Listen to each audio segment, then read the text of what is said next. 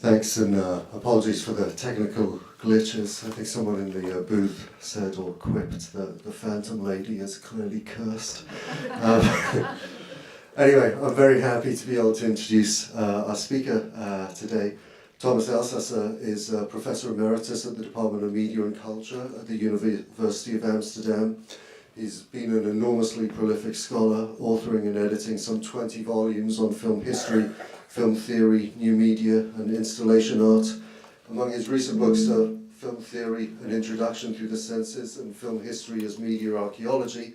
He's just completed a book on European cinema and continental philosophy, and he's also more recently, the writer-director of the film Sun Island, The Sun Island, which premiered at the Castle Documentary Festival last year, and since 2013 we've been proud to be able to say that he has been teaching here at Columbia University as well. So please welcome Thomas Elsaesser.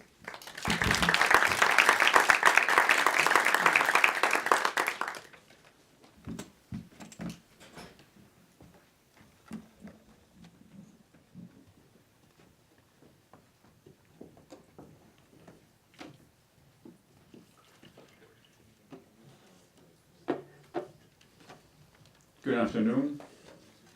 Thank you, Rob, for your introduction. I'll come straight to the point. Film noir is one of the most fascinating phenomena of Hollywood cinema. For a start, what exactly is it? Is it a genre like the thriller, the musical, or melodrama, or is it a period, usually from the mid-1940s to the late 1950s? If we follow our illustrious guest from yesterday,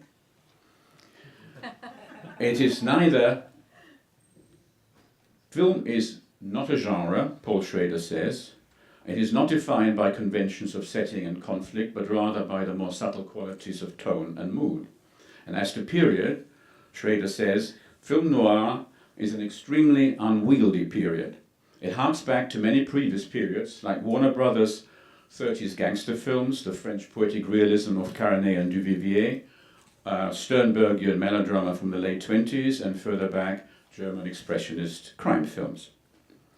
The quotes are taken from Paul Schrader's 1972 notes on film noir, and the Raymond Dergnat that he quotes is the English critic and author of Painted Black, the Family Tree of Film Noir from 1970. Together, these two essays, among English language publications at least, perhaps are the most enduring attempts at combining a classification with an interpretation of film noir as a significant aspect of cinema. Here it's the first page of, now these are the notes on, this is the one from Raymond Dergnat. Others have been less cautious and less circumspect, opting for genre and iconography as well as for a typical narrative deep structure. Here you see, for instance, one of the classic ways of describing it. The internet is full of those interpretations. Somebody who is more focused on iconography. For them, film noir is defined by a set of characters and roles that have become cliches, like the femme fatale or the detective, the powerful older man who owns the alluring female, the corrupt cop who works for him, and the younger man who fatally falls for the femme. A quick glance at some of the best-known titles confirms these cliches, as well as the time frame from 1941 to 1956, and the pulp fiction brashness of the conflicting emotions are translated into garish color schemes, at least on the posters, when the films, of course, were almost by definition in black and white. And the deep structure of film noir is quintessentially Oedipal, the son's fight with the father over the possession of the mother. As a genre, film noir is neither descriptive nor prescriptive, but retroactive. That is, the label was invented after the fact. And as a period, film noir clearly exceeds its original time frame and has become now one of the perennial possibilities of cinema. Besides noir, there is neo-noir, Chinatown, LA Confidential. We have Sunshine Noir, the films of David Lynch, for instance, and all kinds of hybrids. Science fiction, sci-fi noir in Blade Runner, paranoia noir in Zodiac, melonoir from Mildred Pierce to Carol, horror noir, Angel Heart or Shutter Island, and even western noir from Pursued and Rancho Notorious to One-Eyed Jacks and The Beguiled. But then, is film noir even American, or is it a peculiarly French invention, as the name would indicate, with its roots in Europe? As we shall see, the idea of something vaguely foreign about these films cuts both ways, and on both sides of the Atlantic. Yet other critics would maintain that film noir is all of the above, genre, period, iconography, and none of the above, neither American nor European, because it is in fact a pure product of cinephilia. Originally another French word describing that peculiarly intense love of cinema, movie madness as an artistic principle it has been called, whose fans respond with special fervor to the mix of transgressive sexuality, pervasive menace, and male humiliation, and whose home are the art houses of Paris, London, and New York. Marc Vernet, a French film historian, has taken this thought, namely that film noir is something like a phantasm of cinema itself, a blunt and brutal step further. He says, I quote, "Film noir is a collector's idea that can only be found in books." And indeed, the number of books devoted to film noir easily exceeds the number of film noir films. And the list is still growing by the day, or should I say, growing by the night. Not surprisingly, there have been as many attempts at explaining the origins or ancestry of film noir and its emergence at this particular point in time as there are these books and articles. And the same is true of the many attempts at explaining film noir's meaning, that is, the irresistible temptation to read the films as particularly telling symptoms of societal malaise and anomie, symptoms of male insecurity about female sexuality, symptoms of the role of chance and accident in all our lives, or of how the past has a way of never being past, but returns as trauma and as the compulsion to repeat. You saw right at the end of Phantom Lady, the compulsion to repeat. Ray Dergnat, for instance, identifies 12 distinct traits or themes, among which we find crime as social criticism, gangster as businessmen, men on the run, private eyes and lone adventures, middle-class murder, portraits and doubles, sexual pathology, psychopaths, hostages to fortune. And we can see that number 3 to number 9 all apply to Phantom Lady, especially middle-class murder, portraits and doubles, and, of course, psychopaths. With portraits and doubles, please note that Marlowe, Henderson's friend, is also Henderson's double. He acts out the murderous hatred of his wife that Henderson does not dare to act on, a situation reminiscent of Hitchcock's Strangers on a Train, and, of course, Hostage to Chance, how a chance encounter at a bar can change a life.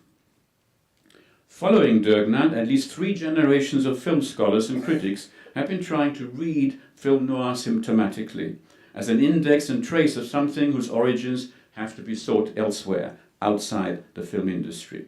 For instance, Schrader sees film noir, among other things, as a product of war and of the lingering effects of the Great Depression. Anne Kaplan and Sherry Beeson have detected in film noir early signs of a growing post-war gender disparity, when the strong women who managed businesses and the economy, who worked the land and in factories, had to be driven back into the home and domesticity by demonizing female strength as the dangerous sexuality of the femme fatale. In this respect, Phantom Lady is the rare exception. As Beeson writes, I quote, "Universal Studio publicized Phantom Lady as an innovative mystery drama from the woman's point of view. Press books promoted the female protagonist's independence and her determination.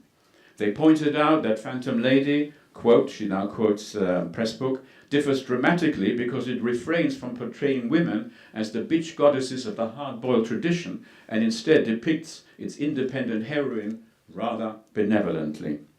End of quote. Frank Krutnik, another author of famous film noir book, has made the case for film noir as also a telltale sign of the disorientation felt by returning GIs about a society they no longer recognized and a society that did not recognize their post-traumatic stress disorder. All very plausible explanations, I would say, with some more speculative than others, as the more philosophically inclined studies of film noir by James Naramore and Robert Pippin have also pointed out. But there is one symptomatic reading that turns up with almost inevitable regularity and persistence, namely the German connection. The connection, stylistically at first, of film noir with German expressionist cinema. Second, the political links with the short-lived Weimar Republic from 1918 to 1933. And third, the biographical links with German émigré directors, forced to flee to Hollywood with the rise of Nazism. In fact, it has become such a commonplace in American film history that I cannot resist the temptation to try and dismantle this as a myth, even as I mention how it came about and what evidence there is in its support. First, some incontrovertible facts when coming to well-known film noir titles with their directors' names and refugee status, and the short steps it takes from the atmosphere of doom, despair, and high anxiety to the political history of Germany and Europe in the 1930s and 40s. For who were some of the most prominent directors of film noir? Billy Wilder, Double Indemnity, Sunset Boulevard. Fritz Lang, Scarlet Street. The Woman in the Window, Beyond a Reasonable Doubt. Otto Preminger, here on the right. Laura, Fallen Angel, Angel Face. Edgar Ulmer, Detour. Jacques Tourneur, Out of the Past. And of course, Robert Siodmak, here in the middle, who directed, besides Phantom Lady, also The Killers, Crisscross, The File on Thelma Jordan, all classics of film noir, and not counting another 3 Siodmak films with distinctly noirish traits, The Suspect, The Spiral Staircase, and The Dark Mirror. The titles alone suggest a noir atmosphere, and the films themselves blend noir with melodrama and gothic horror. In short, 5 of the 6 directors just named are German or Austrian, and 1 is French, and all are émigrés who fled Germany and subsequently France from political or racial persecution. Surely reason enough to assume that there must be a connection. And yet, before proceeding with corroborating analogies and parallels between German expressionism and film noir in general, and Phantom Lady in particular, it is worth pointing out that the connection itself rests on a double bind, which aligns 2 histories, that of film noir and that of German émigré community in Hollywood, which are not only distinct, but in some ways in a countercurrent to each other. Only by putting them back to back, or rather, by letting them face each other like 2 mirrors, can they create this infinite regress, which suggests the kind of historical depth that allows the 2 narratives to reinforce and confirm each other, when in actual fact they merely produce a tautology. Because so many of the directors who were involved in film noirs were German and had to flee Hitler, the films they made must carry the burden of existential dread, whose stylistic manifestation, that existential dread, stylistic manifestation, is expressionist lighting, oblique angles, and pathological protagonists. But what if it turns out we are dealing with a series of coincidences that only with hindsight, that is retroactively, can sustain this twin narrative, and what we are passing off as plausible connection is more like a time warp and an inside-out loop. Yet instead of disproving our all too plausible story merely false, such a mutual mirroring of accidents and chance shaping into a myth makes the phenomenon of film noir only more interesting, because it adds to the films this cinematic phantasm that, as I said, has always already surrounded film noir. It makes this, to my mind, wrong history as much a part of the veritable history of film noir as do the films themselves. In other words, film noir is not only the history of a certain body of films, but also the history of their reception, their interpretation, and their appropriation. The stuff that dreams are made of is also the stuff that history and film history are made of. Let's start with what is also the starting point of this festival and retrospective, the French connection. We all know that film noir is, in word and concept, a French invention. And we have also learned from the trailer that has been made for this season that the word came into being just after World War II, when the embargo that the German occupiers had imposed on American film imports was finally lifted. And Hollywood marched triumphantly into Paris movie theaters, right behind the proud GIs we see in the newsreels. Audiences and critics suddenly were able to see so many of these amazing films that had been made in the USA between 1939 and 1945, Hollywood's golden age in many ways, from Citizen Kane to Gone with the Wind, from Stagecoach to Wizard of Oz, from John Ford to Howard Hawks, from Alfred Hitchcock to George Cukor. And the Parisians were surprised to find, remember, this was also the period when colour first burst on the scene, they were surprised to find among those spectacular big-budget productions also these rather downbeat and pessimistic films, shot in expressive black and white and coming from a nation and an army that had just defeated Nazism in Europe and Japanese imperialism in Southeast Asia.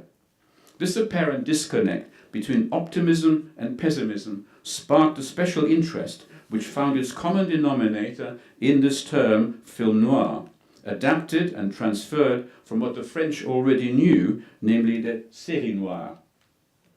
Thrillers which combined domestic crime writing with translations from an earlier US generation's fiction, the so-called hard-boiled detective stories of Raymond Chandler, Dashiell Hammett, and James M. Cain.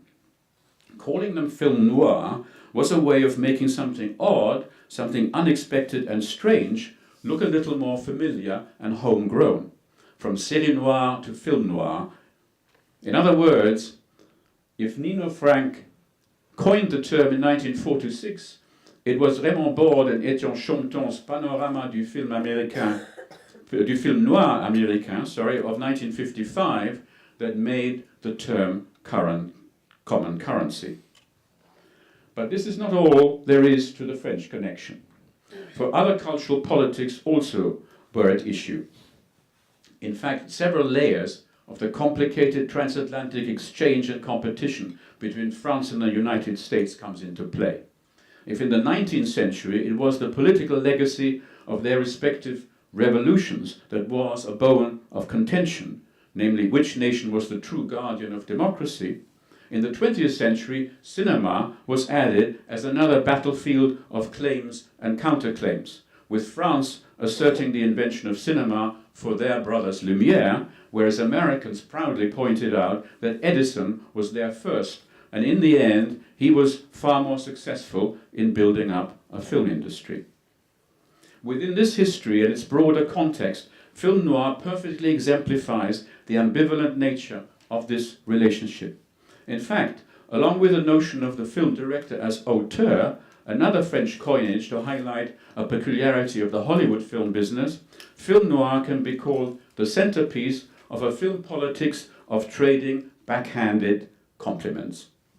First of all, as already hinted at, film noir in 1946 paid to the victorious United States a backhanded compliment by fixing on the dark underbelly of its can-do optimism.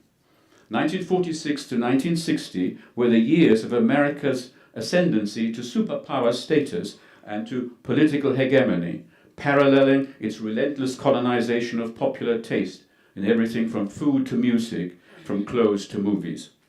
In the eyes of the French, film noir credits the United States at the heart of its belief in progress and as owners of the world's future, with a fiercely critical, authentically negative view of American society and its institutions. thus flattering precisely those French intellectuals whose left-wing political convictions and surrealist aesthetic predilections obliged them to pay this compliment to America in the first place, or American movies. One suspects that only in Paris of the 1950s would such an existentialist, pessimistic worldview, as is generally ascribed to film noir, appear as in itself a philosophical as well as a political virtue. Seen from the other shore, the un-American pessimism and negativity of film noir could easily be ascribed to these European influences, which is another reason why the German connection has proven so durable. But as to Hollywood and New York, the existentialist complement has been more recently, in the 70s, that is 20 years later, the existentialist compliment has been handsomely repaid by the Coppola, Scorsese and Schrader generation of American directors who have come to recognize the virtues and beauties of their own national cinema, namely Hollywood, by looking at it through French eyes. The eyes of autorism and mise en scène, the eyes of the Nouvelle Vague and Jean-Luc Godard's Breathless. In short, the eyes of cinephilia. More recently, another American director has given a further twist to this backhanded complimenting. Quentin Tarantino in Pulp Fiction fully returns the homage, calling his production company Bande à part after the film by Godard, but also by drawing an explicit connection between cinephilia, film noir, and his own brand of humour noir. The transnational ironies of the situation were, if anything, underscored when Tarantino accepted the Palme d'Or at the Cannes Film Festival in 1995 from a jury president who was none other than Clint Eastwood, a movie star whose own image and persona owed much to the spaghetti western, yet another European homage to Hollywood. It is Schrader, however, who permits me to point out that the German connection of Expressionism, exile and film noir turns out on closer inspection to be French as well. First of all, Schrader's notes on film noir explicitly associate film noir with German Expressionism and its cinematic legacy. He notes that Hollywood played host to an influx of German expatriates in the 20s and 30s. Therefore, the influence of German Expressionist lighting has always been just beneath the surface of Hollywood films, and it is not surprising in film noir to find it bursting out.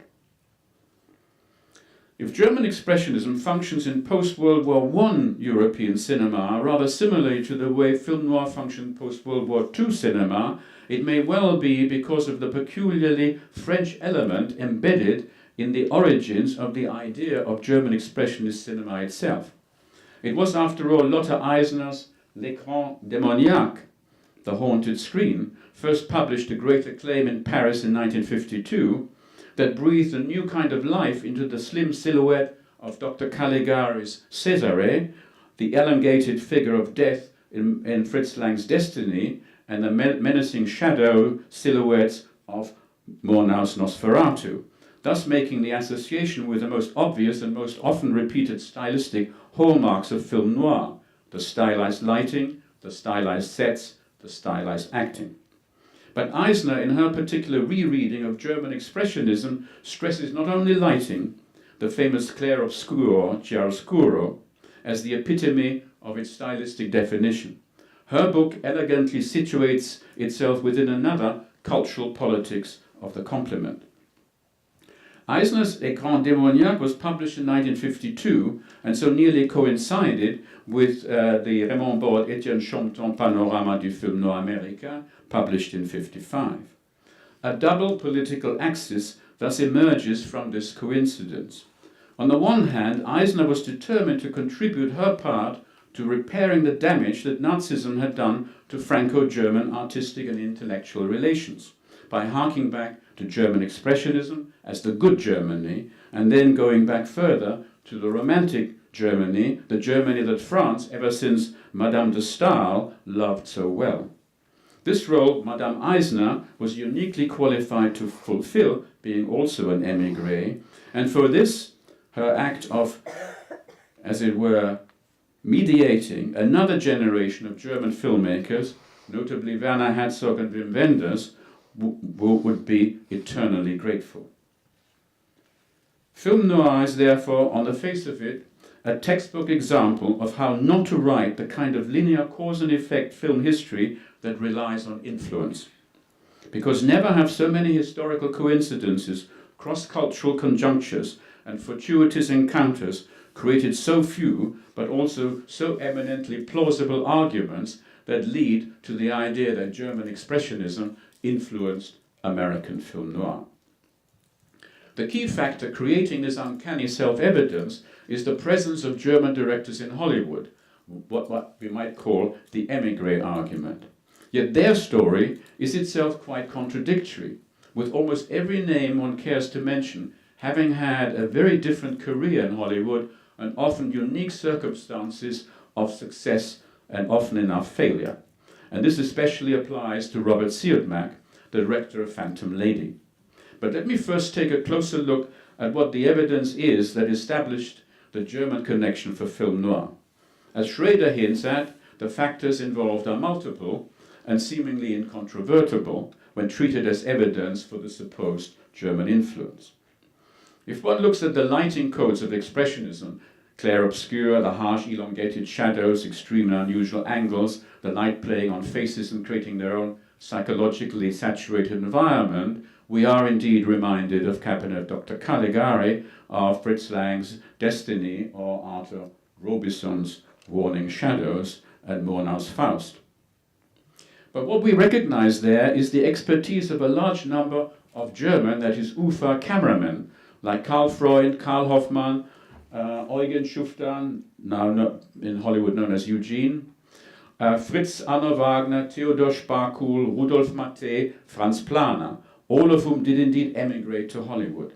And to these we have to add the Hungarian John Alton, and American Charles Rocha, who trained at UFA, and not forgetting the expertise of German set designers, very successful, and art directors, very successful in Hollywood, like Hans Dreyer and Harry Horner. So the case seems to be a very open and shut, strong one. The chief cinematographer of Phantom Lady, Elwood, or Woody Bredell, was apparently, according to Hervé Dumont, initiated by Siodmak into the secrets of German lighting techniques, especially those of Schuftan, with whom Siodmak had worked in Paris. By contrast, Sherry Beeson shows how on the Universal lot in 1943-44, the war years, there were restrictions in place due to wartime shortages. A recycling of set was common, and obligatory savings in electricity had to be made. It also appears, from her account, even before he worked with Siodmak, that Bredell was known at Warner Brothers as the lighting expert who could, I quote, light an entire football stadium with a single match. And Beeson goes on, I quote, Siodmak achieved mood in the film, that is Phantom Lady, by using silence on the soundtrack and filming almost all action at night. He used, and again she quotes from studio memos, pre-war canvas shades in constructing the biggest 810-foot black tarpaulin set ever built on the Universal backlot. The generic influence of the so-called Straßenfilme, or street films, can seem equally compelling. From Die Straße by Karl Grunen, 23, to Tragedy of a Whore, Bruno Noir, 1927, with Asta Nielsen, to The Joyless Street, also with Asta Nielsen, and Greta Garbo, directed by Pabst, and Asphalt, directed by Joe Mai, we find a peculiarly German location that seemed reproduced in the mean streets of Chicago, New York, and Los Angeles. But again, drawing on Beeson's production research and quoting studio memos, the street scenes had to be shot at night because of the ban on daytime location shooting. And the blackout dim out regulations in force at night. This necessitated the canopying over of two intersecting brownstone streets on the tented studio backlot, to facilitate greater control over shooting during the war period. In other words, we have a perfectly local explanation as well.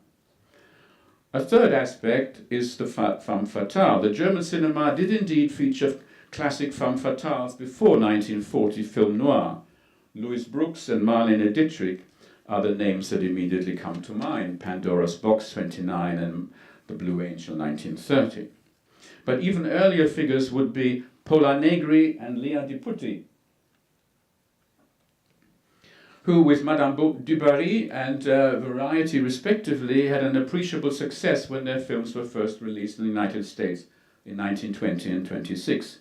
But then it should have been G.W. Pabst and Ernst Lubitsch who directed the German-influenced film noir. So what kind of credibility can a historian give to these pieces of evidence? Let me just pick out three: the expressionist lighting, the genre question, and the nationality of the directors. If we take the lighting theory of influence, now that historians of early cinema have begun viewing more extant films and consulted more trade journals and professional publications, it is clear that in the tradition of showmen like David Belasco, it was directors like Ralph Ince, Cecil B. DeMille, and countless other American cinematographers and directors as early as 1915 used expressionist lighting in their films. Though they didn't call it that, they called it Rembrandt lighting or Lasky lighting. Its re-emergence in the 50s can therefore be accounted for entirely within the history of American cinematography and common lighting practices.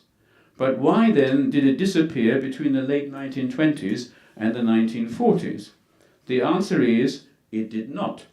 Mark Vernet has shown in a thorough study of Warner Brothers and RKO films from the 1930s that countless films did indeed use these harsh contrast lighting techniques. But the difference was that they were using this lighting in B productions with no-name director films, which have rarely been looked at by auteur theory-minded film scholars. And as far as the genre influence goes, a better knowledge of American film history also reveals American predecessors of 1940s film noir that are more important, or at least as important, as German Expressionism. In other words, a more complex story of genre transformation must be admitted at being at work, but is one that does not have to rely on influences from German cinema. The fact, for instance, that John Huston's The Maltese Falcon, often credited as the first film noir film, was already the third film based on Dashiell Hammett's novel of that title, must give a historian pause. For when one learns that the second Maltese Falcon film was actually directed by none other than the German émigré William Dieterle, the story gains an added twist. This film, Satan Met a Lady, is an intriguing and underrated film, but it definitely does not belong to the film noir corpus, having been made in 1936 by Warner Brothers, and it is more a newspaper story in the His Girl Friday mode than like the Maltese Falcon by Huston. In other words, the German director, Dieterle, missed his chance, and it had to be an American who discovered the noir magic of the Hammett material. It suggests that the émigrés had in fact less influence on the emergence of the style we now call film noir than other factors, a conclusion perfectly in keeping with what we know about the Hollywood film industry. For a more likely scenario explaining the emergence of film noir in the early to mid-40s would base itself on the historical changes which the American cinema underwent in the 40s in connection with decartelization, the Justice Department's case against Paramount Studio, as well as changes in the Hays Production Code.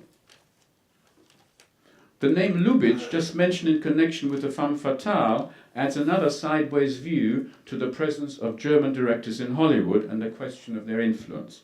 For in order to write the history of the German exiles and émigrés as instigators of film noir, one would have to write it as a counterfactual history. In such a counterfactual history, as I hinted, William Dieterle would be directing The Maltese Falcon and not John Huston. The directors of Dr. Caligari, Robert Wiener, and the director of Die Straße, Karl Gruner, both émigrés, should be prominent German associates, Germans that are associated with film noir, but they are not. The same counterfactual history would have E.A. Dupont, Joe Mai, and G.W. Pabst, all of whom directed films in Hollywood, make film noirs. Yet none of their American films can be remotely associated with film noir. In fact, if we are to believe in influence, then with the notable exception of Fritz Lang, a director who is associated with both Expressionism and film noir, it was the wrong German émigrés that went on to make film noir in America, because few of their previous German films indicated a particular predilection for atmospheric gloom. Take the example of Robert Siodmak, Billy Wilder, and Edgar Ulmer, already mentioned. Their first German film was Menschen am Sonntag, a more likely candidate for a theory of German influence on Italian neorealism than on American film noir. Indeed, there was not only one, but at least two genres that the German émigrés were successful in. Besides film noir, it was, surprise, surprise, musical comedy, the very opposite of gloom and doom. This was due not to the directors, few of whom in the Hollywood of the 30s and 40s wielded that much authority and power, but to the producers, and among them, the most prominent German was Erich Pommer, who, starting with The Blue Angel, had built at UFA in the 1930s a world reputation with films like A Blonde Dream, The Three from the Filling Station, and The Congress Dances, made in several language versions, 3 language versions, German, French, and English. Pommer's role in Hollywood cast a light on the American perspective regarding the émigré directors. From the 1920s onwards, Hollywood hired Germans not because they wanted to protect them from persecution, but because the American studios were headhunting the brightest talents everywhere and were keen to neutralize, for instance, the German competition, their strongest rival, and not just in Europe, but also in Latin America. They were making sure that Hollywood had the personnel that could make for the studio's balance sheets also the films Europeans and other audiences wanted to see, a tradition Hollywood has kept right up to this day.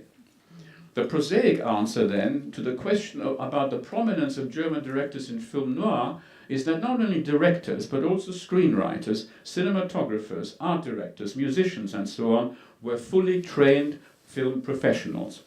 As ex-UFA employees, they came from a mature, developed film industry run on principles similar to those of Hollywood studios, which is why they could adapt so quickly once they were working for Paramount or Universal.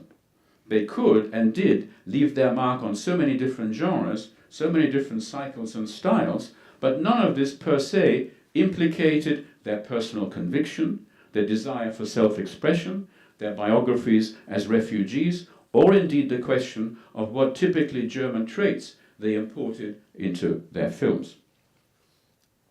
The early career, or the career as a whole, of Robert Siodmak, director of so many film noir besides Phantom Lady, certainly lends itself to an exploration of this counterfactual history, or what I would like to call now a history of interference as opposed to a history of influence. But Siodmak's filmography, in and out of Hollywood, not only casts doubt on the idea of authorial intentionality, but also on linear causality, and, as we shall see, it even confuses chronology. His years in Hollywood display all the happy accidents and unforeseeable coincidences of a talented studio director, working within the studio system as a hired hand, but having the good fortune of an even more talented brother, Kurt Siodmak. Kurt Siodmak writes successful novels, has a knack for commercial screenplays, and in addition has excellent connections among the studio bosses. In Robert Siodmak's filmography, many different genre films follow one another after his 2 German debut films, Menschen am Sonntag and Abschied. First exiled to Paris, he directs La Vie Parisienne and Piège, neither of which would seem to lead to Phantom Lady or The Killers, even if one leaves aside The Bride of the Gorilla and The Last Stand of General Custer, 2 Siodmak titles from the 1950s.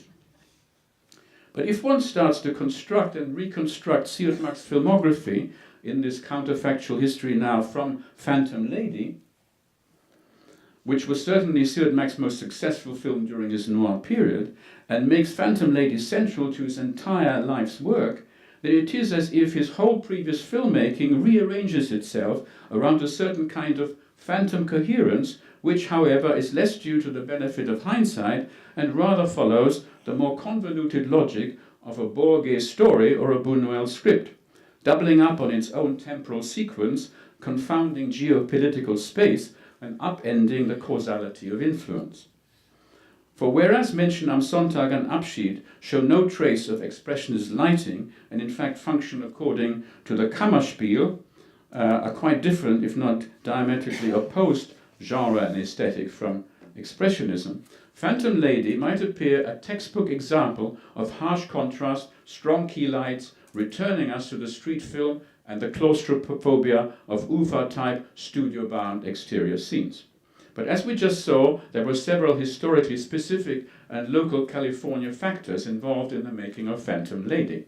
As a film about a young woman who tries to find the other woman in order to provide her employer friend suspected of murder with an alibi, Phantom Lady actually does bring to mind the title of another German Siod Mack film, Der Mann, der seinen Mörder sucht, A Man is Looking for His Murderer, except that this noirish title par excellence was actually a comedy bordering on slapstick in which a suicidal young man tries to cancel the contract he took out on his own life with an amateur killer.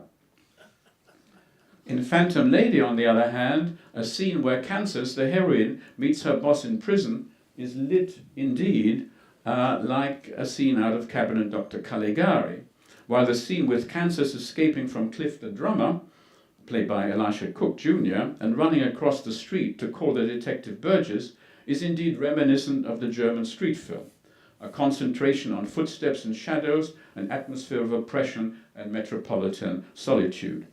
As Michael Walker comments, quote, "The action takes place almost entirely at night, with the German expressionist influence clearly visible in a number of dramatically lit scenes and chiaroscuro effects." End of quote. This is echoed by almost everyone else writing about Phantom Lady, as it happens one of the most commented on films of the entire film noir canon. For instance, Frank Krutnik sees Phantom Lady forming the key film in what he calls a subset of film noir, namely stories where, I quote, "the hero is wrongly imprisoned for murder while the investigation is carried out on his behalf by others. Suspense is accentuated by the race against time deadline, where the hero's friends seek to prove his innocence and prevent him from being executed." What is unique, end of quote. What is unique is that the friend in the case of Phantom Lady is a woman, and that the actual murderer is clearly, as I said, a double of the hero. Again, Krutnik. This displacement enables a purging of the hero's repressed homicidal rage to take place, preparing the way for a happy ending, but, I would argue, leaving this lingering ethical shadow on the spectator's mind, namely that Henderson has also some darker sides to him.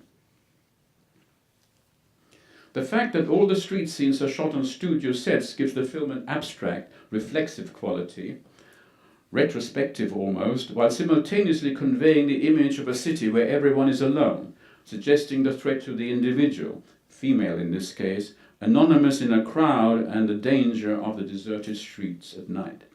The reason for her hurried escape from Cliff's dingy apartment is that Kansas, playing detective in order to track down the Phantom Lady, has herself become a Phantom Lady to the naive but nonetheless potentially vicious Cliff, impersonating a femme fatale, both metaphorically in her sexual allure and dress, and literally in that knowing her will prove fatal to both the barman and to Cliff. In other words, Kansas both is and has her own double, suggesting, especially in the jazz scene, sorry, this was for the lonely streets, or here the platform, subway platform.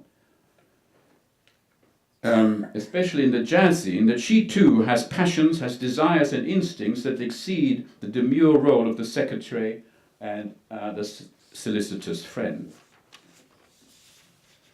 Phantom Lady is based on a novel by Cornell Woolrich,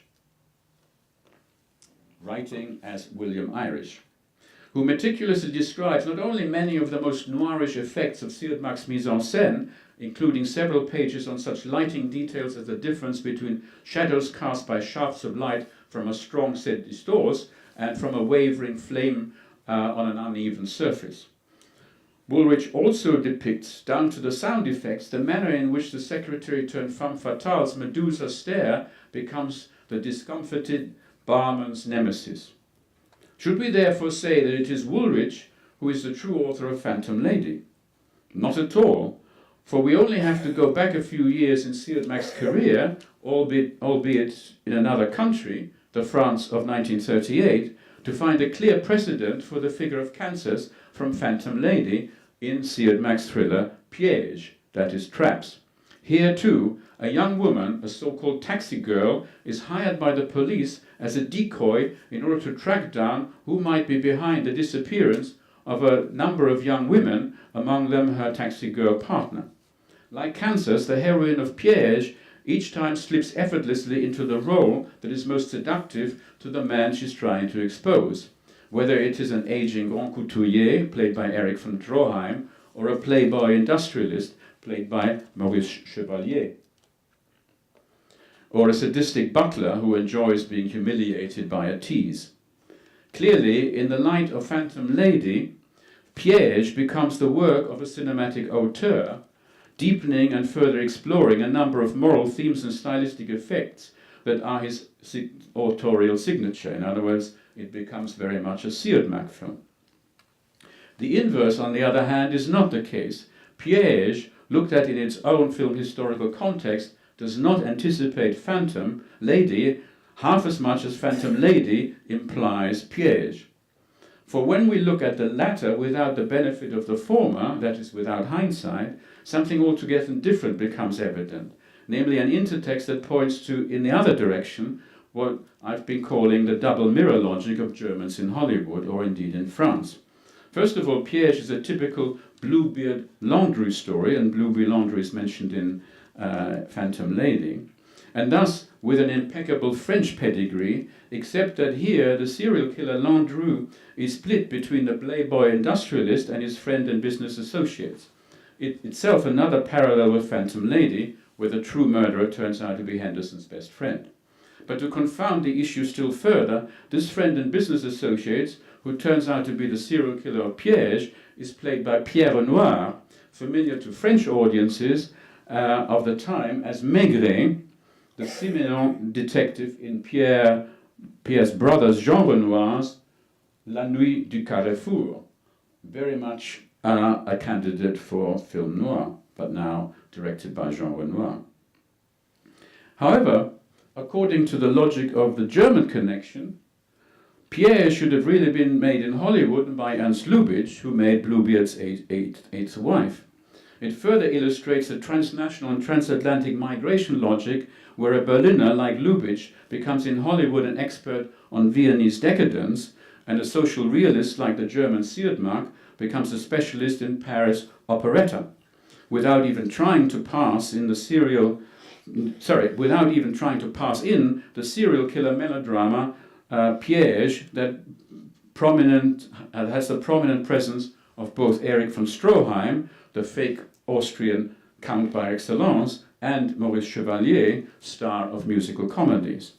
On the other hand, Chevalier's casting in Piège makes once more perfect sense in the context of Siodmak's La Crise est finie, a Franco-German depression musical, and La Vie parisienne, a Jacques Offenbach operetta, except that these two films should have been directed by Max Ophüls, who was already by 1936 working in France and inescapably associated with Vienna, with musicals, operetta, and dueling offices of the Habsburg monarchy and Paris fin de siècle, but who in Hollywood directed an impressive film noir with The Reckless Moment, 1949, with Joan Bennett and a very sinister James Mason, but Ophuls is very rarely mentioned as a film noir director. But just at the point when the film historian is able to account for a film like Piège very satisfactorily as less an auteurist work by Siodmak and more a typical product of that generic intertextuality so typical of popular French cinema in the 1930s, not forgetting that the traces of that interference history marking the relations between Germany, France and Hollywood, then another intertextuality interferes, namely a literary one, provided by none other than Cornel Woolrich, who in 1942 published a story called The Dancing Detective. In it, quote, the investigator is a taxi girl dancer being stalked by a serial killer. So either Woolrich had seen Piège, which is unlikely since the film was not released in the United States, or Woolrich is the true author also of Piège, which is equally improbable, except in my film historical counterfactual fantasy. Let me now come to my conclusion, and to return to my initial thesis of German Expressionism and film noir as two sides of a more pervasive, more generalizable strategy of cross-cultural complements and transatlantic interferences rather than direct or even indirect influences. I started by saying that film noir was originally part of the backhanded complement which the generation of Nino Frank, Raymond Borde and Etienne Chaumeton and others were paying to the United States by dignifying the land of unlimited opportunity and optimism with a tragic sense of life, because recognizing in B-movies, in pulp fiction and low-rent angst, the mirror of philosophical existentialism, of cinematic auteurism and high seriousness. I then argued in a similar vein that the expressionist heritage in Hollywood could also be told as a story of such backhanded complement swapping, this time from Hollywood to Europe.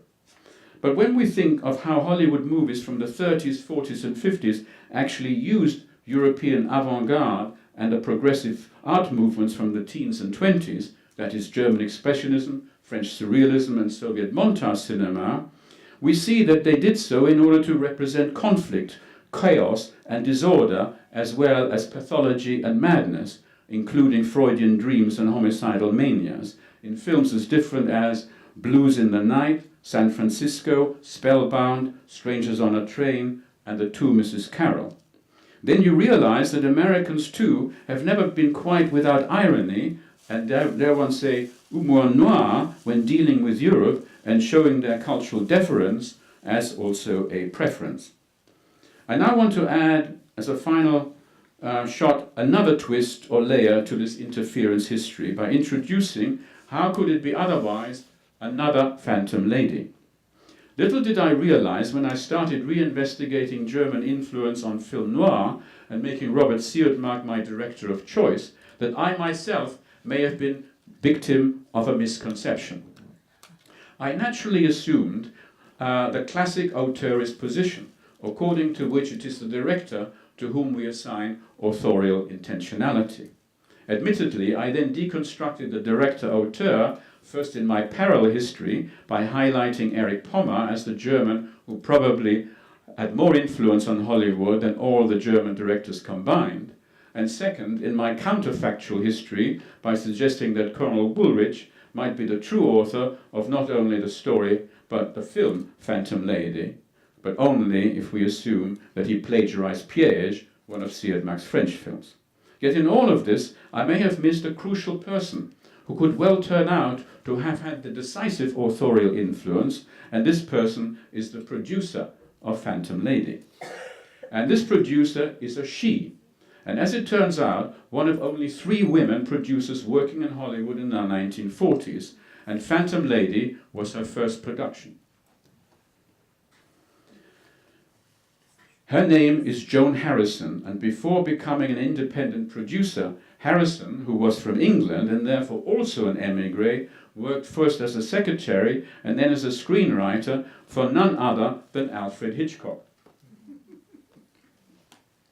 who brought her with him when he followed David O. Selznick's invitation to come to Hollywood. As her biographical entry states, I quote, After working on the 39 Steps and Jamaica Inn, she continued contributing to the screenplays for Hitchcock's films Rebecca, Foreign Correspondent, Suspicion, and Saboteur.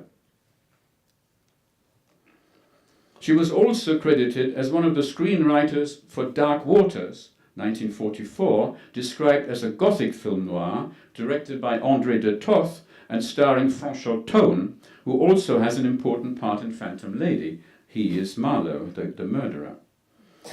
It was Jean Harrison, who acquired the rights to the Woolwich story, and it was she who picked Siod Mac to direct. That's Siod Mac sitting with her. By all accounts, an exceptionally glamorous and strong-willed woman, everything I have been able to ascertain strongly suggests that one should consider Joan Harrison on at least equal footing with Siod Mac as the auteur of Phantom Lady. I have to admit, such a possibility could lead to an entirely different interpretation of the film, both stylistically and thematically, making, for instance, the secretary the key protagonist and giving her all the agency in the narrative even suggests an autobiographical touch. After all, she was a secretary to Hitchcock. And many of the other peculiarities of atmosphere and mood in Phantom Lady take on a new meaning when considered as input from a woman. I would have to do more work on the production history as well as on Harrison's career to be absolutely sure, but in the meantime, what is certain is that it is Joan Harrison who has for me become the veritable phantom of Phantom Lady. Joan Harrison as the author of Phantom Lady would explain, for instance, the extraordinary role and quite unusual degree of agency that I said that Kansas, note also the nickname, having a sort of masculine tint, has in the narrative and how it upends the entire femme fatale mythology. There you see Joan Harrison as a rather enticing femme fatale. How it upends, how the film, once we see it coming from a woman, upends the entire femme fatale mythology by turning it into a performative act, thereby almost explicitly critiquing it as of male fantasy, but one which women, under special circumstances, when it concerns their own interests and desires, can actually turn to their own advantage, while not minimizing the inherent, even mortal dangers this impersonation of a male phantom can imply. Such then might be some of the alternative histories of the German origins of film noir. If in the course of my deconstructing and interfering with them, the canonical histories have one advantage, it is that they let me glimpse so many different other stories and histories, like that of the Franco-German as well Franco-American film relations, the rise of the independents after the Paramount case, that of the newly expressive value of black and white after the introduction of colour, the reminder of the single irreducible individual fate of each and every German filmmaker, cameraman, actor or actress, costume designer, musician, who either sought better opportunities in Hollywood during the 1920s, people like Lubitsch, Murnau or Emil Jannings, or Greta Garbo, or had to flee persecution and start all over again as refugees and emigres in the 1930s. Or, last but not least, what it shows me is the history of the brief, underrated and under-researched, but clearly important emergence of women in executive positions in Hollywood of the time, Me Too avant la lettre. Yet I wonder if any of these histories will fascinate and engross us in quite the same way as does the continuing history and industry around film noir, that is, academic industry, accompanied by, shadowed by, indeed sometimes overshadowed by, this label's historical and phantasmatic phantom baggage, which gives it such a special aura, as well as such cinematic vitality, despite of, or maybe because of, its purported fatalism. If the so-called German influence is evidence for anything, then it is to prove how in the cinema little seems to separate a false history from a veritable history of an illusion and make-believe, or, if one prefers, in the words of Jean-Luc Godard, how little separates a just image from just an image. Thank you.